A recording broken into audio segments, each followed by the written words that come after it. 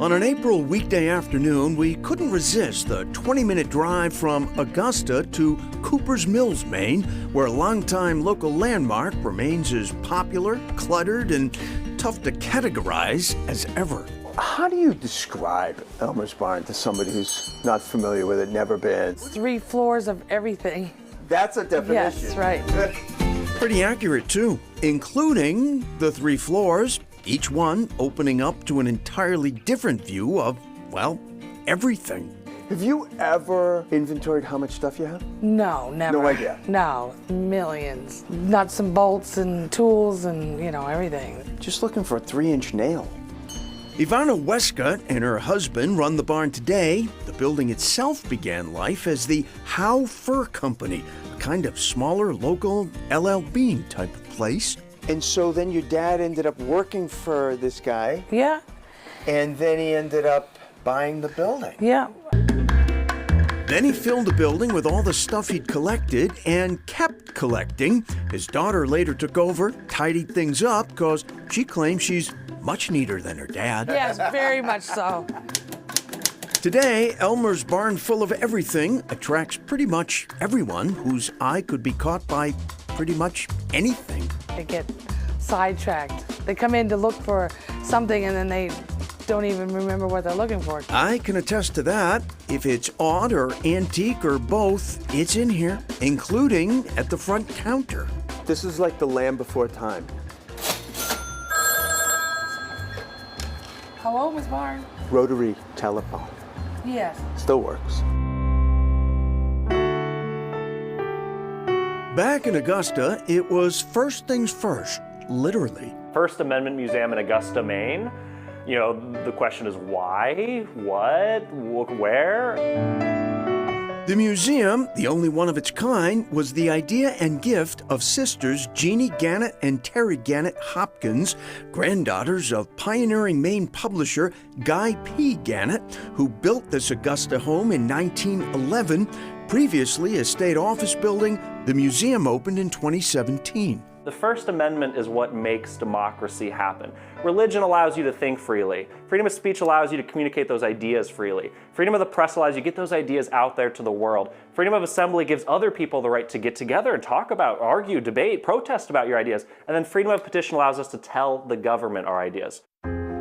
Needless to say, those basic rights have been tested constantly for well more than 200 years, like Morse versus Frederick in 2007.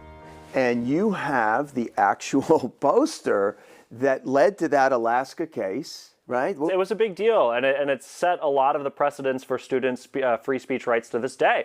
You ever get people who come in and they may be confusing the First Amendment with even other things, other amendments? Oh, absolutely. We get tons of people who come up here and think it's the Second Amendment. They're disappointed that there's not guns on the wall. No, this is the First Amendment, different amendment. A unique and small museum with a big message for everyone.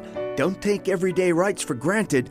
They matter in a democracy. Our job is to inspire people to live and love their First Amendment freedoms, but also knowing a little more about what makes our country tick and the rule book of our society, the Constitution. No better way to end a day or begin than on a bike, and no better way to further appreciate the cleanup of the Kennebec River than on this bike trail. It's a beautiful trail, first of all, because it goes right along the river. The Kennebec River Rail Trail originated in 1996 and has now grown to 6.5 miles between Augusta and Gardner, Maine. In the river's dirty old days, this trail would have been inconceivable. Now, few things here are a better example of how the river is being embraced anew. Safe to say that the Kennebec River is the dominant feature of the trail? Absolutely, yeah. It's so pretty to see it. I was fortunate to be joined by 2 managers and friends of the rail trail who pointed out one of its most unique features, the rails. This has a potentially active rail line in the same corridor, but there hasn't been any rail use. But we constructed it so if there was an active rail going through, that the trail would still be usable.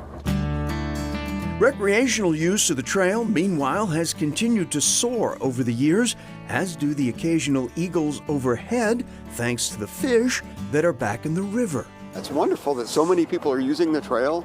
People who are looking to get some exercise, people walking their dogs, state employees that are on lunch break or before or after work.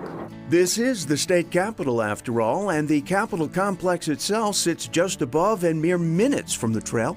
To Phil, the State House here in Augusta, it's like, what, less than a quarter of a mile from the bike trail? Yeah, Do a lot of pretty people close. who work in the Capitol complex commute from it? Oh yeah, Yeah? it's very heavily used, especially at lunchtime. Does that ever interrupt sessions in the Senate or the House? No, no.